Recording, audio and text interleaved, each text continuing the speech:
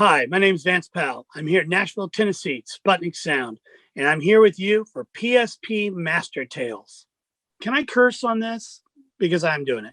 Sorry for the noshing.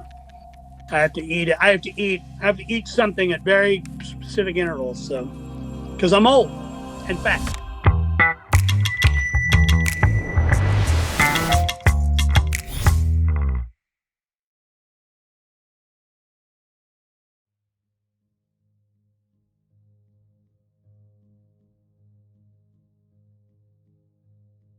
You've been working for so many years in this industry, and I've been wondering, what is the thing you miss the most from the old days, and what is the thing that changed to the best thing when it comes to technology changes and industry changes? Well, the thing that I missed back when records had real budgets. I mean, I missed it, literally. I have done a couple records that had a $250,000 budget, right? And one of those records is really great and one of them's terrible. But we had a budget. We had a budget that didn't feel like we had to rush. Every Chris Stapleton record that we've done, I don't even know there is a budget, but we don't rush anything. We just record when it feels like it's the time to record. I've gone in at noon and walked out at 1 a.m. and we didn't record a single thing. We had dinner, we had lunch, we talked about recording. We tried to record some stuff, but didn't get anything. That's a luxury. That doesn't happen. So the old days when, there was budgets for studios and budgets for engineers and budgets for all that stuff, those days are gone. Now everybody wants to make a record absolutely as fast as they can humanly possibly do it. And I wish it wasn't that way. What has changed, the good news about the world today is equally the bad news. Now anybody can make a record and put it out. That's also the bad news, is that anybody can make a record and put it out. It didn't used to be that way. It used to be it was expensive to make a record, and that weeded out the bullshit. Now there's a lot of bullshit, a lot of bad records being made just because people can make them. You know what I mean? So the good and the bad is that the internet has democratized music delivery to the masses. And that's also the bad part. It's a double-edged sword to a degree. Anybody can make a record. Anybody can put a record out. Anybody can buy it. That's great. Anybody can make a record that they shouldn't make, make bad records. It's cheap. They can make shitty bad records and people buy them and be like, oh, it's a shit. And then people don't like music, it's like, or whatever. So I don't know. It's a tough one for me. It's less of a full art form, and now it's just a commodity to some degree. Well, there are people making art, for sure. Yeah. I am lucky enough to work with a couple of them.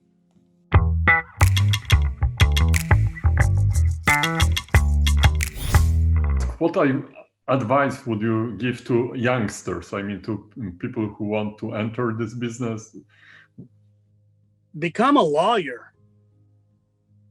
No. What advice would I give? I think the biggest thing that I would advise is that,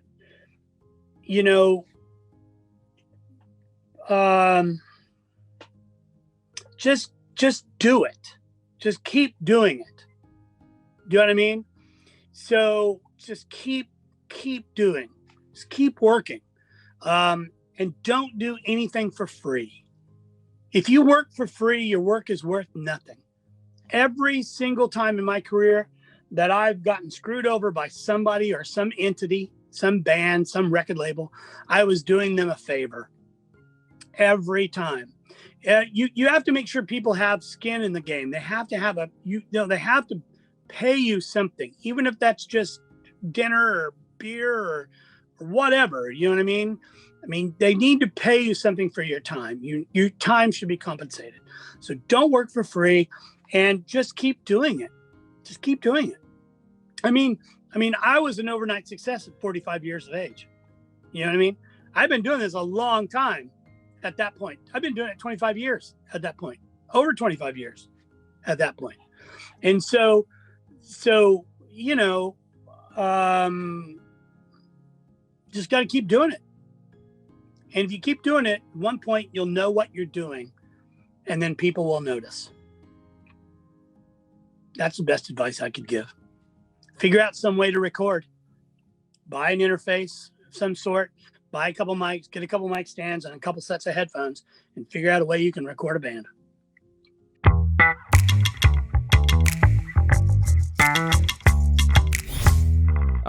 Well, I've got two more questions, then I've actually got to get out of here because I got another thing. I do too. I do too. One of the ones I think that might be interesting to that point of the people who make a record themselves now, and you know, the days we live in where any kid with a laptop on the back of a bus can make a song. Coming from your perspective as more of a, I guess, classical engineer and mixer, what advice would you give to those people who are kind of wearing all those hats and, you know, don't have that kind of budget or ability to work with someone like you who's, you know, a mix engineer? What do you think? Well, I would say you should ask me first. Like, ask me first. You know, a lot of people just expect, you know, if I love a project, I'm behind it. I'll figure out a way to do it, you know. So I think the biggest thing is just keep doing what you're doing. You know, if somebody would have run the White Stripes through a focus group, they would have like laughed their ass off. You know, two skinny kids from Detroit, a girl playing drums, she's not very good. A guy who plays guitar and sings kind of weird, doing blues tunes. There's no bass player. I mean, come on.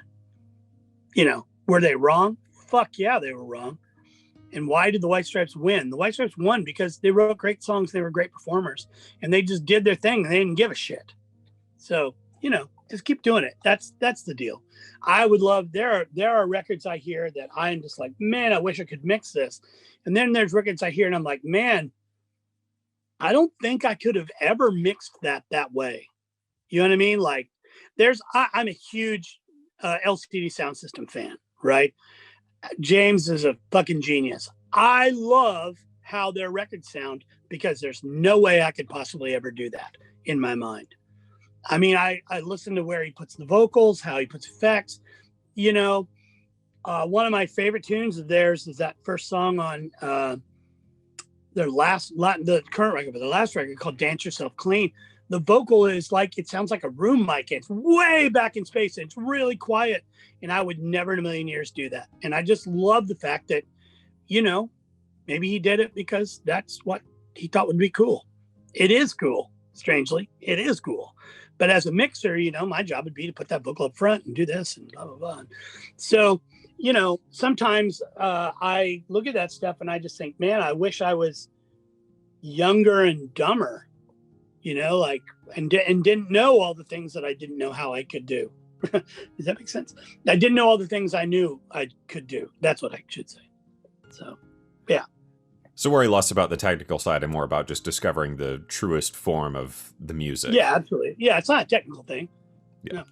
I had there's a band that I really like that I was asked to mix their record. They recorded the record. They did the whole things themselves. They came here. One of them's 17, one of them's 18. They came and I didn't do anything to their record other than just try to make it a little more polished, right? And they loved every single bit of it until they got home, and then they decided, no, we don't like it. And they just used their rough mix. Now, if I said, well, I mixed that record because he, you know, like I did this and this, if you listen to it, you'd go, well, that's on there. It's not that they did it. It was just there. I just made it a little louder and cleaner. It was really a bummer because the label was like, we love your mixes better, but the band, they want to do it themselves. It's like, all right, just send me the check. And they did, you know? So, I mean, you know, it is what it is. They had it figured out. They didn't really need me. I mean, a little bit. They needed me a little bit, but not a lot.